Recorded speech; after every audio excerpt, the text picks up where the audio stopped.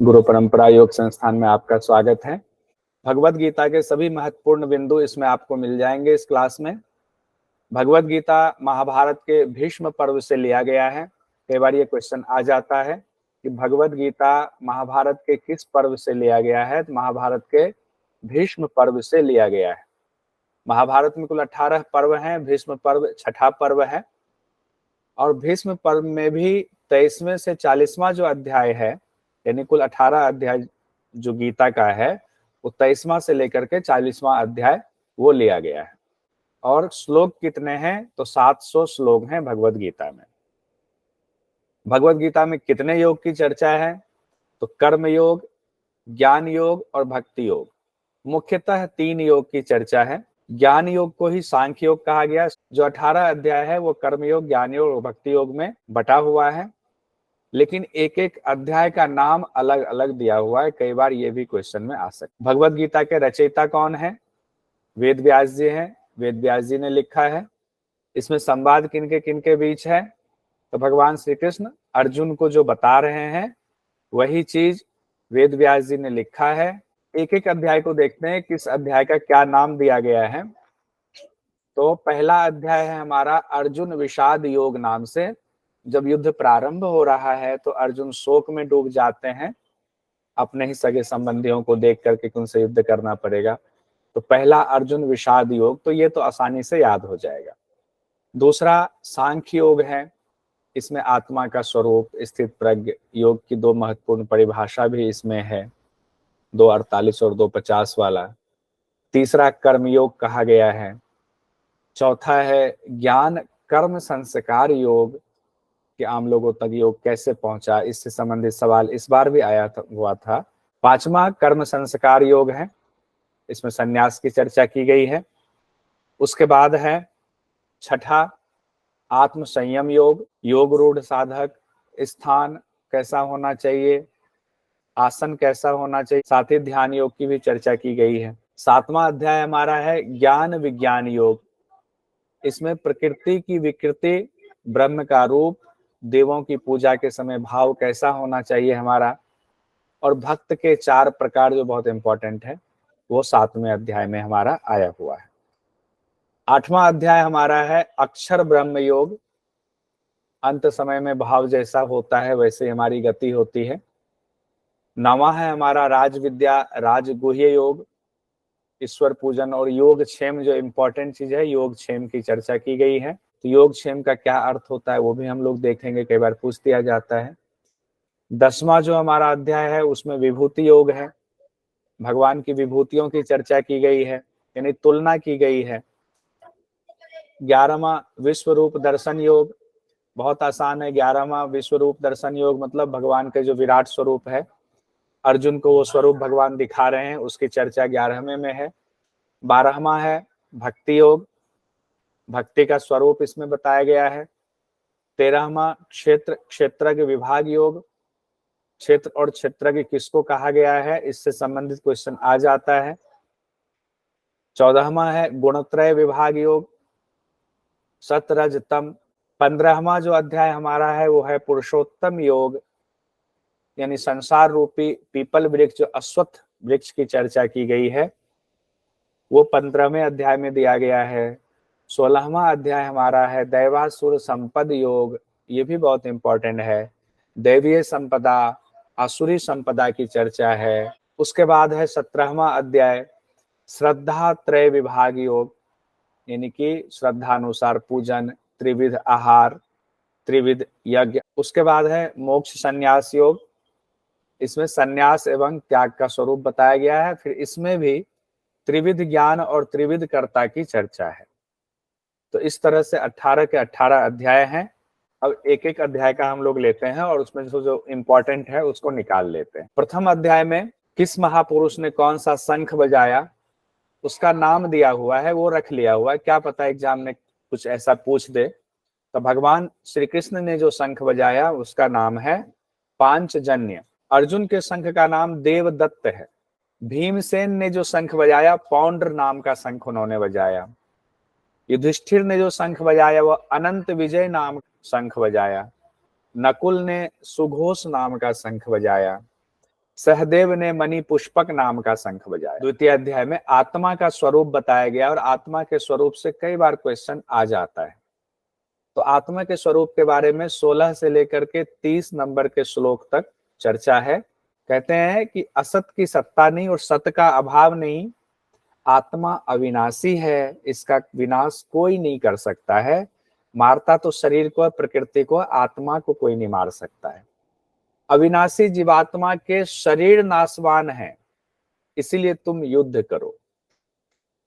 यानी जीवात्मा का जो शरीर है वो तो नाशवान है, लेकिन जीवात्मा नाशवान नहीं है। आत्मा ना किसी को मारता है, ना किसी के द्वारा मारा जाता है। आत्मा किसी काल में ना तो जन्मता है ना मरता है। यह अजन्मा है, नित्य है, सनातन है, पुरातन है। ऐसे ही भगवान श्री कृष्ण ने अर्जुन को समझाया है आत्मा के बारे में, आत्मा का स्वरूप। कहते हैं आत्मा के सच को जानने वाला किसी को ना मारता है ना मरवाता है। उसके बाद कहा गया 22 नंबर के श्लोक में, वासांसी जीर्णानि यथा विहाय नवानि गृह्णाति नरो प्राणी तथा शरीराणि विहाय जीर्णा न्यन्यानि संयाति नवानि देहि। भगवान श्री कृष्ण अर्जुन से कहते हैं जैसे मनुष्य पुराने वस्त्रों को त्याग कर दूसरे नए वस्त्रों को पहन लेता है, ग्रहण कर लेता है शरीर पर, वैसे ही जीवात्मा पुराने शरीरों को त्याग कर नए शरीरों को धारण कर लेता है, प्राप्त कर लेता है। 23वें नंबर के श्लोक में कहा गया, ये सब इंपॉर्टेंट है इसीलिए इसको ले रहे हैं। नैनम छिन्दन्ति शस्त्राणि नैनम दहति पावकः ना चैनम क्लेदयन्त्यापो ना शोषयति मारुतः। नैनम छिद्यन्ति शास्त्राणि, ना तो शस्त्र जो है उस आत्मा को काट सकता है, नैनम दहति पावकः, ना ही अग्नि उसको जला सकती है, और ना ही उसको जो है जल गला सकता है, क्लेद जो है, ना ही उसको वायु सुखा सकती, ना शोषयति मारुतः, ना वायु उसको सुखा सकती। तो यह कितनी चीजें आ गई, शस्त्र, अग्नि, जल और वायु, इन चीजों का आत्मा पर कोई प्रभाव नहीं पड़ेगा। उसके बारे में इसीलिए कहा गया, इसको जो आत्मा को कहा गया अच्छेद्य है, अदाह्य है, अक्लेद है, अशोष्य है, ये नित्य है, सर्वव्यापी है, अचल है, स्थिर और सनातन है। ये शब्द जानबूझ करके यहाँ पर एज इट इज रखा है, क्योंकि हो सकता है एग्जाम में अर्थ ना दे करके हिंदी का सीधे सीधे संस्कृत के शब्दों का इस्तेमाल कर दें। अच्छेद्य, अदाह्य, अक्लेद, अशोष्य, ये आत्मा के लिए कहा गया है। अव्यक्त है, अचिंत है और विकार रहित है। इसीलिए हे अर्जुन तुम शोक मत करो, किसी को मारोगे तो उसका शरीर मरेगा, उसकी आत्मा नहीं मरती है। ये भी श्लोक बहुत इंपॉर्टेंट है। कर्मण्येवाधिकारस्ते मा फलेषु कदाचन माँ कर्म फल हेतुर्भूर्या ते संगोस्तु कर्मणि। कहते हैं तेरा कर्म करने में ही अधिकार है हे अर्जुन, उसके फलों में कभी तुम्हारा अधिकार नहीं है, इसीलिए तुम फल का हेतु मत बनो, कर्म ना करने में भी आसक्ति ना हो। गीता में योग की परिभाषा, 3 परिभाषा बहुत इंपॉर्टेंट है, 2:48, 2:50 और 6:23। अभी इसको याद कर लेंगे, ऐसे याद करेंगे कि फिर हम कभी इसको भूलेंगे नहीं, बहुत अच्छे से याद हो जाएगा। बस मुझे उसका परेशान मत कीजिएगा। तो कैसे परेशान करने की बात है वो आपको अभी पता चलेगा। देखिए 2:48 में कहा गया है समत्वं योग उच्यते, तो यही दे दिया जाता है समत्वं योग उच्यते गीता के किस अध्याय से, कौन से श्लोक से संबंधित है, और नीचे ऑप्शन में दे दिया जाएगा 2:48, 2:50, 6:23, 2:47 ऐसे। तो पहला तो है समत्वं योग उच्यते, बहुत सुना हुआ है। दूसरा है योगः कर्मसु कौशलम, और तीसरा वाला जो है बहुत मशहूर नहीं है लेकिन है तम विद्या दुख संयोग वियोगम। तो इसका जो शब्द इंपॉर्टेंट है वह दुख संयोग वियोगम, ये शब्द लेकर के डाल दिया था, तम विद्याद दुख संयोग वियोगम। तो अब इसको याद ऐसे रखना है, एक याद करेंगे दूसरा याद हो जाएगा। आप ये याद रखिए कि कौशल जी को हमने 250 रुपए उधार दिया है। जैसे गीता में योग की परिभाषा आए तो मेरा नाम कौशल है, मुझे आप लोगों ने 250 रुपए उधार दिया, ये याद रख लीजिए। बस मांगिएगा मत कभी पैसा वो। वो ऐसा उधार दिया जो शब्दों में ही उधार है। तो मुझे जब 250 रुपए उधार दिया, किसको दिया? कौशल को दिया। तो योगः कर्मसु कौशलम जैसे आएगा, आप सोच लेना 250 रुपए उधार दिया था, तो दूसरे अध्याय का 50वां श्लोक ये हो गया। तो एक तो ये ऐसे याद हो गया आपका। अब उसके बाद बच जाएगा 2:48, तो ये आप याद रखिएगा। दूसरा जो बचा वो 2:48 में डाल देते हैं, समत्वं योग उच्चते वाला। तो दूसरे अध्याय का दोनों याद हो गया आपका। छठा अध्याय का हम अलग से पढ़ेंगे, लेकिन जानबूझ करके उसको यहाँ पर रखा गया है ताकि योग की परिभाषा एक साथ आ जाए। तो वो आपको आएगा जो पिछली बार आया हुआ था, 2022 में ये क्वेश्चन आया था। तो 2:48, 2:50, 6:23, तो 2:50 याद कर लीजिए, दोनों क्लियर हो जाएगा। इसमें कहा गया है योगस्थः कुरु कर्माणि संगत्यक्त्वा धनंजय सिद्ध सिद्धयोः समो भूत्वा समत्वं योग उच्यते। भगवान श्री कृष्ण कह रहे हैं कि आसक्ति को त्याग दो, सिद्धि और असिद्धि में समान बुद्धि वाला हो जाओ, उसके बाद योग में स्थित होकर कर्तव्य को करो। समत्वं योग उच्चते का मतलब है हर स्थिति में समभाव बने रहना। अगर हमें कोई चीज खुशी मिल गई, JRF निकल गया, तो खुशी से पागल ना हो जाएं, दूसरे को बेवकूफ ना समझने लग जाएं, उसका नहीं निकला तो हमसे बहुत कमतर है, हमारा निकल गया तो हम बहुत विद्वान हैं, तब वो समत्वं योग उच्चते नहीं है। आप फेल हो गए और आप जो है आंसू बहाने लगे, अब कैसे होगा, हमारा तो हुआ नहीं, आप चिंता में डूब गए, वो तो हमसे बहुत विद्वान था, हो गया, हमारा कभी होगा ही नहीं, हमने 3 बार पेपर दिया, इसका मतलब आपने कर्म ठीक से नहीं किया होगा इसलिए नहीं हुआ। तो आप अपने आप को समझाए कि हम इस बार अच्छे कर्म करेंगे और चिंता बिल्कुल नहीं करना है, वो भी समत्वं नहीं होगा अगर चिंता करेंगे तो। उसके बाद 2:50 में जो कहा गया है बुद्धि युक्तो जहाति उभय सुकृत दुष्कृते तस्माद योगाय युजस्व योगः कर्मसु कौशलम। अब योगः कर्मसु कौशलम का हम लोग गलत अर्थ ही आज तक लगाते आए। कहते हैं हम लोग जो कहते हैं कर्म में कुशलता ही योग है, ऐसा नहीं है। कर्म में कोई बहुत कुशल हो और वो मर्डर करने में कुशल हो, तो क्या उसको योगः कर्मसु कौशलम कहा जाएगा? नहीं कहा जाएगा। यहाँ सीधा सीधा, इसलिए पूरा जब श्लोक पढ़ेंगे तो उसका पूरा अर्थ समझ में आता है। कहते हैं समबुद्धि वाला पुरुष सुकृत और दुष्कृत, पुण्य और पाप दोनों को इसी लोक में त्याग देता है। अब देखिए योगा कर्मसु कौशलम कहा तो पुण्य और पाप दोनों ही कर्म को त्यागने की बात कर रहे हैं कि ना तो उसका लगाव अच्छे कर्मों के प्रति होगा ना खराब कर्मों के प्रति होगा, उनसे वो मुक्त हो जाता है, सुकृत और दुष्कृत दोनों कर्मों से। यह समत्व रूप योग ही कर्मों में कुशलता है। यानी कि ऊपर जो समत्वं वाला है उसको यहाँ कनेक्ट किया गया है कि इस तरह से जब पुण्य और पाप सुकृत दुष्कृत दोनों ही कर्मों को आप छोड़ देते हैं तब आप कर्मों में कुशल हो जाते। फिर जो है सुकृत दुष्कृत दोनों कर्म खत्म हो गया, आपने त्याग दिया, आप कर्म कर रहे हो बस जीवन जीने के लिए, भगवान के लिए, तो आप कर्मों में अब कुशल हो गए। योगः कर्मसु कौशलम तब माना जाएगा, यानी कर्म के बंधन में ना बंधना ही योग की कुशलता है। तो अर्थ ये होता है और हम लोग गलत अर्थ लगाकर चलते हैं। 23वां नंबर जो है 6ठे अध्याय का, उसमें कहा गया है हम विद्यात दुख संयोग वियोगम योग संजिप्तज्ञम स निश्चयेन योक्तव्यो योगो विनिर्ण चेतसा। कहते हैं जो इस दुख रूपी संसार में रहकर भी उससे अछूता है, जिसका नाम योग है, उसको जानना चाहिए। यानी योग ऐसी चीज है जो कि दुख और सुख सबसे अछूता है। इसीलिए भगवान कहते हैं दुख रूपी संसार में रह के भी जो अछूता है, जिसका नाम योग है, उसको जानो। यह योग बिना उकताए हुए धैर्य के साथ निश्चय पूर्वक करना ही कर्तव्य है। यानी कोई भी कर्तव्य आप कर रहे हैं उसको योग मान ले, उसमें योग शामिल कर दें, तो फिर आप उकताएंगे नहीं, आप धैर्य नहीं खोएंगे। जहां आपने धैर्य खो दिया, जहां आप उकता गए, सोचो कि वहां पर योग नहीं है। भगवान श्री कृष्ण अर्जुन से कह रहे हैं। तो ये छठा अध्याय का 23वां श्लोक था। ये 3 है, पिछले कई बार से देखा जाता, 3 में से एक ना एक पलट करके इसका आता ही था। द्वितीय अध्याय में और देखते हैं, स्थित प्रज्ञ की व्याख्या की गई है। स्थित प्रज्ञ भी बहुत इंपॉर्टेंट है। अर्जुन पूछते हैं कि सब स्थित प्रज्ञ पुरुष के क्या लक्षण हैं, वो कैसे बोलते हैं, कैसे बैठते हैं, कैसे चलते हैं, हमें बताइए। उसके बाद कहा गया स्थित प्रज्ञ की परिभाषा में कहा गया जिस काल में ये पुरुष सभी कामनाओं का त्याग कर देता, अब कोई कामनाएं वासनाएं उसके अंदर नहीं है, आत्मा से आत्मा में ही संतुष्ट रहता है, उस काल में वह स्थित प्रज्ञ कहा जाता है।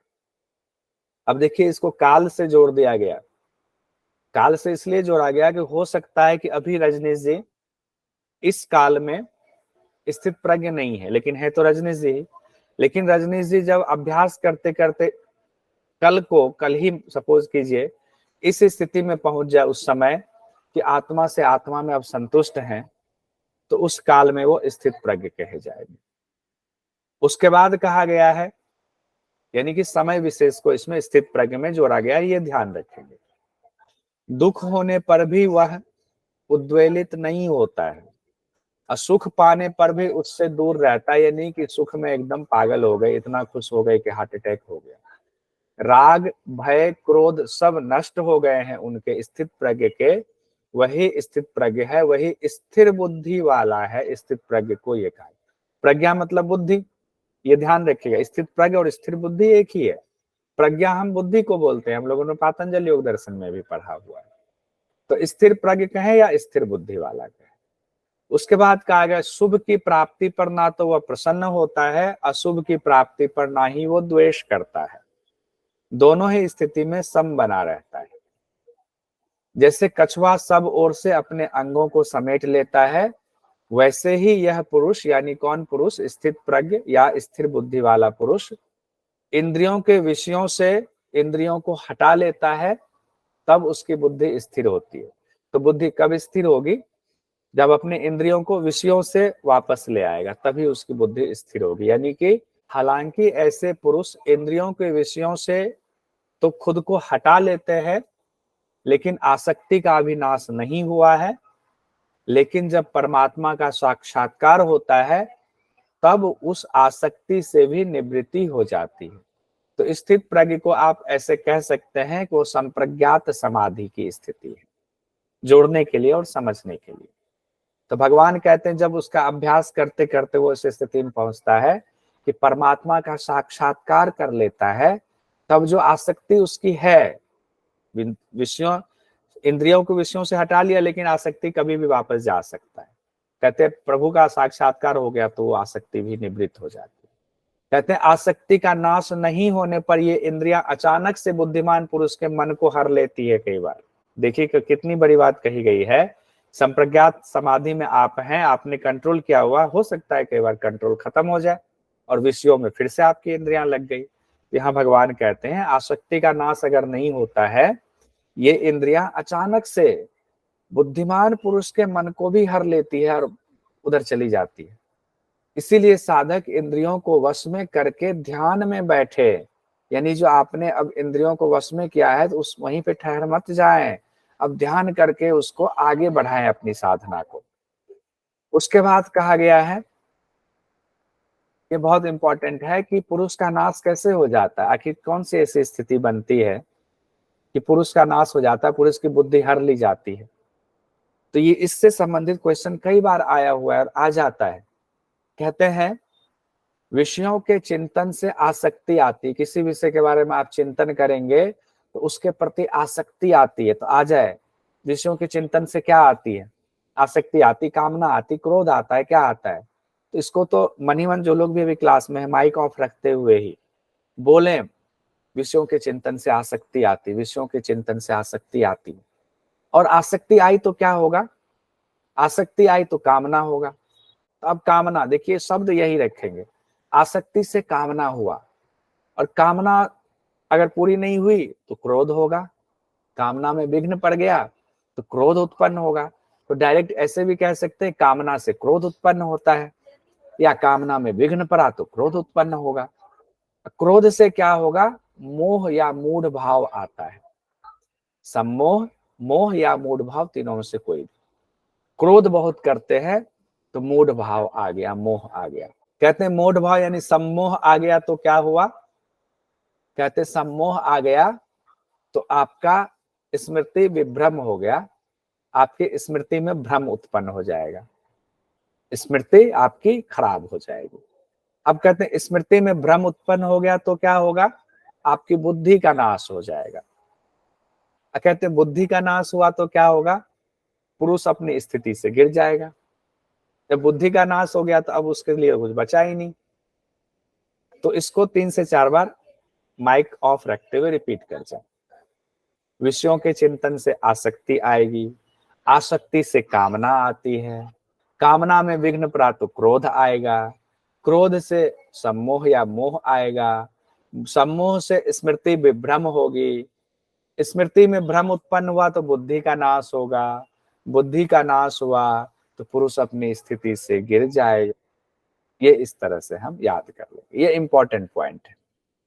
उसके बाद कहा गया है, यहाँ पर ये कहा गया ना, कहते हैं ना योगी रात्रि में जागता है और दिन में सोता है। तो गांव में सुनते हैं कि जैसे योग करके गए तो गांव में कहा, अरे योगी हो गए तुम तो रात्रि में जागते होगे। या अभी भी लोग, कई लोग जो योग को नहीं समझते वो कह देते योगी तो रात में जागता है। इसका ये अर्थ नहीं है शाब्दिक अर्थ कि योगी रात्रि में जागता है।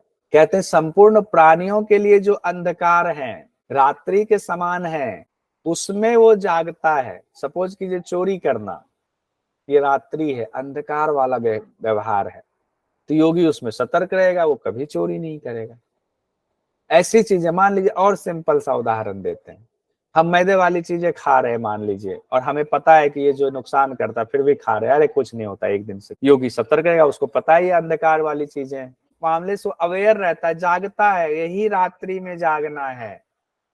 यहाँ रात्रि से तात्पर्य सूर्य अस्त वाली रात्रि से नहीं है, यानी कि रात्रि समान जो भी चीजें हैं उससे वो अलग रहता है, आत्मा परमात्मा की प्राप्ति में बाधक ना हो जाए उसके लिए। वहीं स्थित प्रज्ञ योगी उस विषय को लेकर जाग रहा होता है, इसमें और व्याख्या कहा गया है, यानी जागरूक रहता है जो भी गलत चीज है उसको लेकर। और जिस नाशवान सांसारिक सुख की प्राप्ति में आम लोग के लिए वो दिन है, सब प्राणी उसके प्रति भागते रहते हैं, उसके पीछे यानी जागते रहते हैं उसके लिए, उसी चीज में स्थित प्रज्ञ योगी सोता रहता है। जो आम लोगों के लिए दिन है, इसीलिए कहा गया है कि दिन में वो योगी सोता है, वो निष्क्रिय रहता है योगी। जो आम लोग जिसके पीछे भागते हैं, योगी उसके पीछे निष्क्रिय रहता है। अब कहा गया है जो ममता रहित है, जो अहंकार रहित है, जो स्पृहा रहित है, वही शांति को प्राप्त हो चुका है। यह ब्रह्म को प्राप्त हुए पुरुष की स्थिति है। ऐसा योगी ब्रह्मानंद को प्राप्त हो जाता है। अब देखिए कुछ क्वेश्चन देख लेते हैं। कौन सा योगी रात्रि में जागता है, दिन में सोता है? तो स्थित प्रज्ञ की चर्चा श्लोक में की गई है। स्थित प्रज्ञ योगी, अगर ऑप्शन दे दे, स्थित प्रज्ञ योगी, कर्म योगी, संप्रज्ञात योगी, विदेह योगी, तो वहां स्थित प्रज्ञ योगी कहा गया है, तो इसीलिए स्थित प्रज्ञ योगी हम ध्यान रखेंगे। हो सकता है ऑप्शन कुछ अलग तरीके से दे दे, लेकिन श्लोक के हिसाब से स्थित प्रज्ञ कहा गया है। क्वेश्चन एक आया है, विषयों में आसक्ति से उत्पन्न होता है, तो आसक्ति करेंगे तो क्या उत्पन्न होगा? पहले क्या था? विषयों के चिंतन से विषयों में आसक्ति होती है, विषयों में आसक्ति से उसमें कामना जगती है, कामना अगर पूरी ना हो तो उससे क्रोध होता है, क्रोध से फिर सम्मोह होता है, सम्मोह से स्मृति भ्रम हो जाती है, स्मृति भ्रम होने से उसके बुद्धि का नाश हो जाता है, और बुद्धि का नाश होने से वो अपने स्तर से गिर जाता है। अब अगला देखते हैं, भगवत गीता में किसे अवध्य कहा गया है? प्रकृति को, आत्मा को, महापुरुष को, शरीर को। हम लोग जानते हैं अवध्य मतलब जिनका वध नहीं किया जा सकता है, तो आत्मा को अवध कहा गया, अवध्य कहा गया। भगवत गीता के मुताबिक अच्छेद, अदाह्य, अक्लेद किसके गुण हैं?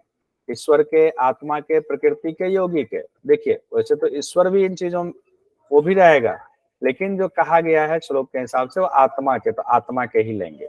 ईश्वर का होगा तो ईश्वर तो आत्मा से भी बड़े हो गए, ठीक है, तो इसीलिए यहाँ पर कंफ्यूज नहीं होंगे, आत्मा के ही हैं।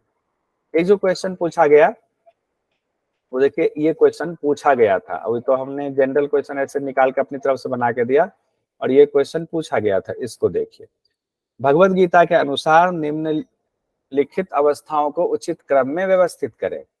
आसक्ति, क्रोध, काम, सांसारिक विषयों के बारे में सोचना। तो बताइए इसका क्या होगा?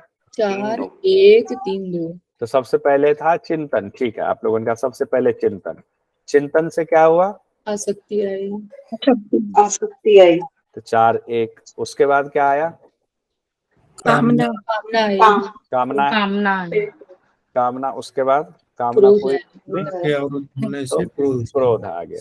ये पूछा गया क्वेश्चन है, तो इसी तरह से अगर हम लोग याद कर लेंगे तो हो जाएगा। अब तृतीय अध्याय में हम लोग पहुंचते हैं, कर्मयोग नाम से है तृतीय अध्याय। अर्जुन का सवाल है कि अगर आप कर्म की अपेक्षा ज्ञान को श्रेष्ठ मानते हैं तो फिर मुझे भयंकर कर्म में क्यों लगा रहे हैं, क्यों कह रहे हैं युद्ध करो? अब यहाँ पर भगवान उनका जवाब दे रहे हैं, कह रहे हैं श्लोक संख्या 3 में 2 निष्ठा की चर्चा की गई है, एक सांख्य निष्ठा, एक योग निष्ठा। तो सांख्य निष्ठा हुआ ज्ञान योग, योग निष्ठा हुआ कर्म योग। तो उसमें कहा गया है कि सांख्य योगियों की निष्ठा ज्ञान योग में होती है और योगियों की निष्ठा कर्म योग में होती है। योगियों से यहाँ तात्पर्य यह है अनासक्त भाव से जो लोग कार्य करते हैं वो उनको योगी की संज्ञा दी गई है। बहुत सारी चीजें मैंने यहाँ हटा दी है, लेकिन पूरी व्याख्या अगर आप जाएंगे तो वहां पर भगवान श्री कृष्ण कहते हैं कि अर्जुन ऐसा है कि कोई भी इंसान एक क्षण भी बिना कर्म किए नहीं रह सकता है। आप एक क्षण भी बिना श्वास लिए नहीं रह सकते, पलके झपकाए नहीं रह सकते। तो कर्म तो हो ही रहा है। कहा गया जब कर्म हो रहा है तो कर्म निष्ठा पूर्वक करना चाहिए। तो निष्ठा पूर्वक करने का मन क्या है, मतलब क्या है कि आप अनासक्त भाव से कीजिए। और जिसका जो कर्म है, अगर मैं स्टूडेंट हूं, मैं इस वक्त टीचर हूं, टीचर की भूमिका में हूं, तो मैं पूरी शक्ति झोंक दूं पढ़ाने में, जितना अच्छा से अच्छा जितना हमें आता है वो पूरा 100% दे दे। आप अगर इस वक्त छात्र की भूमिका में है तो आप अपना 100% छात्रत्व वाला गुण दीजिए। और अगर हम अभी छात्रत्व वाला गुण देने लग जाए क्योंकि अभी टीचर की भूमिका में है तो गड़बड़ हो जाएगा मामला। तो यही कहा गया जो जिस भूमिका में है। तो यहाँ अर्जुन को कहा गया तुम तो क्षत्रिय हो, क्षत्रिय का कर्म है कि भाई धर्म की रक्षा के लिए युद्ध करना, तो तुम्हें युद्ध करना ही चाहिए। यही योगियों की निष्ठा कर्म योग में होती है, तुम योगी हो। यही बात यहाँ समझाया गया है। तो सवाल जैसे एक लेते हैं, सांख्य योगियों की निष्ठा किसमें होती है? तो ज्ञान में होती है। योगियों की निष्ठा किसमें होती है? अगर ऐसे दे दे तो योगियों की निष्ठा कर्म योग में होती है। यहाँ योगियों से तात्पर्य कर्म योगी की चर्चा की गई। श्लोक संख्या 5 में जो ये बात हुई कि एक क्षण भी मनुष्य कर्म किए बिना नहीं रह सकता है, ये कहाँ पर कही गई है? एक क्षण भी मनुष्य कर्म किए बिना नहीं रह सकती है, किस अध्याय में? तो भगवत गीता के तृतीय अध्याय में की गई। अब श्लोक संख्या 6 में कहा गया तृतीय अध्याय के, भगवान श्री कृष्ण कहते हैं जो दिखावे के लिए ऊपर से तो इंद्रियों को हठ पूर्वक रोक कर रखता है, लेकिन मन ही मन इंद्रियों के विषयों में लगा रहता है, वो मिथ्याचारी है, वो ढोंगी है, वो मूढ़ है। जैसे कि समझाने के लिए व्याख्याकार कहते हैं, इसमें राम सुखदास जी और बड़े बड़े व्याख्याकारों ने कहा है कि जैसे सपोज कीजिए आप भगवा वस्त्र धारण कर लिया, आप जंगल में चले गए, पेड़ के नीचे बैठ गए, नहीं ध्यान में, हम तो जो है बड़े एकदम साधु भाव में है। आपने अपने इंद्रियों को हठ पूर्वक रोका है। आप चले गए आम आदमी के दूर से, लेकिन वहां ध्यान में बैठे, ध्यान किस चीज का आ रहा है? प्रभु का ध्यान ना आकर के आ रहा है। कोई ध्यान में सुंदर स्त्री आ रही है, कभी सुंदर भोजन आ रहा है, कभी आपका बल पराक्रम आ रहा है, उसने कहा था छोड़ेंगे नहीं, रस ताकत आ जाने दो, हम ध्यान योग से ताकत लगाते हैं। तो इंद्रियां तो विषयों में जा रही लगी हुई है। तो भगवान श्री कृष्ण कहते हैं ऐसे लोग मिथ्याचारी हैं, ऐसे संन्यास लेने से अच्छा है अनासक्त भाव से कर्म करो। तो कहते हैं श्रेष्ठ कौन है? जो मन से इंद्रियों को वश में कर लिया, वो नहीं। जो संन्यास तो ले लिया, इंद्रियों को वश में नहीं किया, जो निवेश वेशभूषा धारण कर लिया है, दिखावे के लिए कर रहे हैं, वो नहीं। कहते हैं जो मन से इंद्रियों को वश में कर लिया और अनासक्त हुआ समस्त इंद्रियों द्वारा कर्म करता है, वही श्रेष्ठ है, भले ही सूट बूट पहन करके वो करे। अब कर्म को यहाँ 2 प्रकार से ऐसे बताया गया, सकाम और निष्काम कर्म कहा गया है। तो भगवान कहते हैं कर्म को यज्ञ मानकर करो।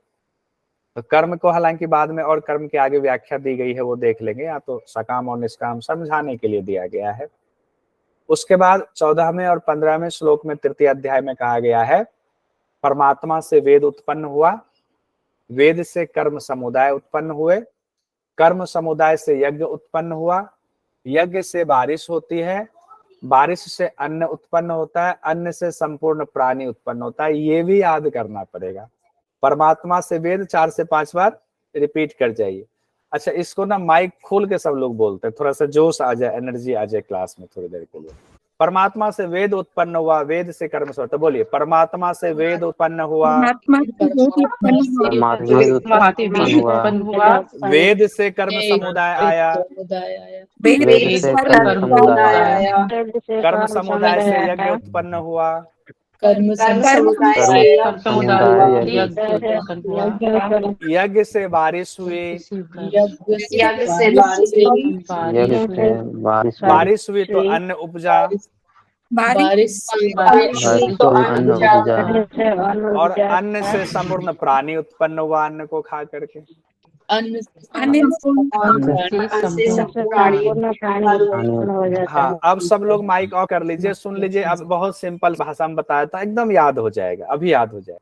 देखिए, ये तो हम लोग जानते हैं ना, वेद जो है वो भगवान से आया हुआ, भगवान ने ही वेद को उत्पन्न किया है। तो ये पहली लाइन हम याद कर लेंगे, परमात्मा से वेद उत्पन्न हुआ। अब वेद में ही तो बताया गया कर्म समुदाय की, कौन से कर्म अच्छे हैं, कौन से बुरे हैं, कौन से नहीं। हम लोग कहते हैं ना, वेद के हिसाब से कर्म करने चाहिए, शास्त्र के हिसाब से कर्म करने चाहिए, शास्त्रगत कर्म करो। तो शास्त्रगत कर्म मतलब वेद में जो कर्म लिखा हुआ है, जो करना चाहिए वो करो, जो नहीं करना चाहिए वो नहीं करो। तो वेद से कर्म हो गया।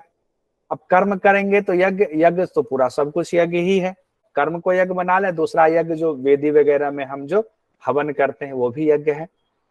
तो कहा गया जब उस तरह का यज्ञ करते हैं तो करते हैं ना, बारिश करने के लिए, इंद्रदेव को प्रसन्न करने के लिए हम लोग यज्ञ कर लेते हैं। अब वहां से जोड़ देंगे, हमने यज्ञ किया तो भगवान जो है खुश होकर के बारिश करने लगे, यज्ञ से बारिश होने लगी।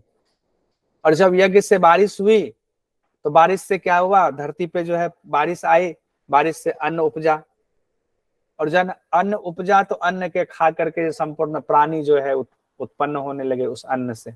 भगवत गीता के अनुसार निम्नलिखित को क्रम से सजाए।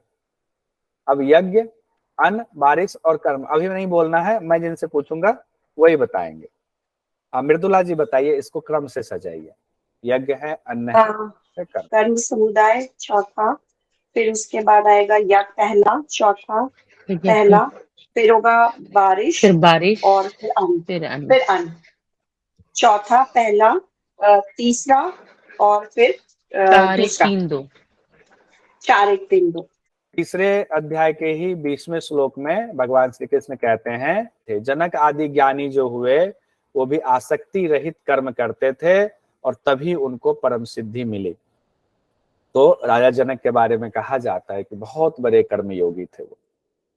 तो अगर आपको आ जाए कि राजा जनक की चर्चा भगवत गीता के किस अध्याय में आई है, तो तीसरे अध्याय में आई है। जनक, जनक 3 शब्द से है, तीसरे अध्याय में आई है, ऐसे याद करने की। अब राग और द्वेष को महान शत्रु बताया गया है, तीसरे अध्याय में ही कहा गया राग और द्वेष दोनों ही पुरुष के लिए महान शत्रु है। उसके बाद कहा गया है रजोगुण से काम उत्पन्न होता है, काम से ही क्रोध, हम लोगों ने पढ़ा ना, कामना से क्रोध उत्पन्न होता है, यह इंसान का नाश करने वाला है।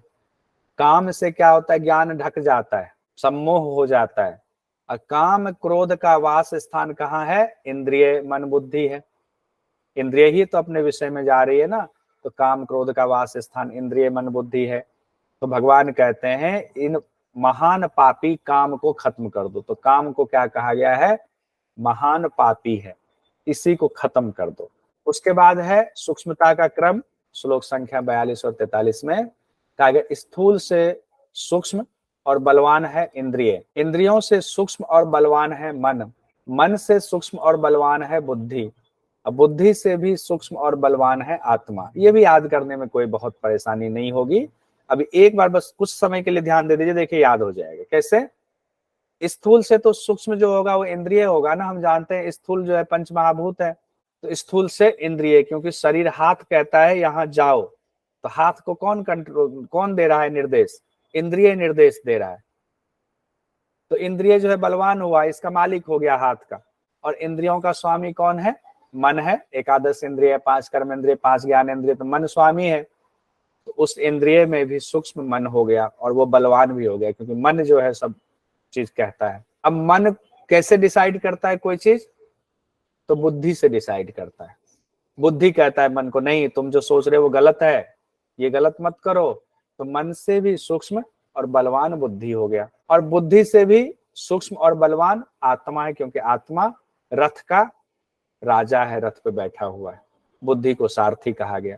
अगर उधर से भी जोड़ के देखेंगे तो ये याद रहेगा, अगर एग्जाम में पूछ दिया जाए तो दिक्कत नहीं। भगवान श्री कृष्ण अर्जुन से कहते हैं, आत्मा को सर्वश्रेष्ठ मानकर बुद्धि द्वारा मन को, मन से इंद्रियों को वश में करो और काम को मार दो। यहाँ काम की हत्या, काम को एकदम उसका वध कर दो एकदम। तो काम को मारने के लिए ये उपाय बताया गया है। उसके बाद देख लेते हैं एक दो क्वेश्चन। क्या गया भगवद गीता के अनुसार बुद्धि से भी सूक्ष्म और बलवान क्या है? तो इंद्रिय, मन, शरीर, आत्मा। तो आत्मा बुद्धि से भी सूक्ष्म और बलवान है। जो क्वेश्चन एक पूछा गया था वो क्वेश्चन देखिए, भगवद गीता के अनुसार रजोगुण का क्या परिणाम होता है? ये पूछा गया क्वेश्चन है नेक्स्ट क्लास में। काम। सर काम। ये अगर हम मोह दे दें, मद दे दें, लोभ दे दें तो नहीं चलेगा। रजोगुण का क्या परिणाम होता है? तो काम होता है। ये क्वेश्चन पूछा गया था। ये सब इंपॉर्टेंट पॉइंट है, कहीं नोट भी कर लीजिए, अपना भी लिखा हुआ रहेगा, बहुत आनंद आएगा।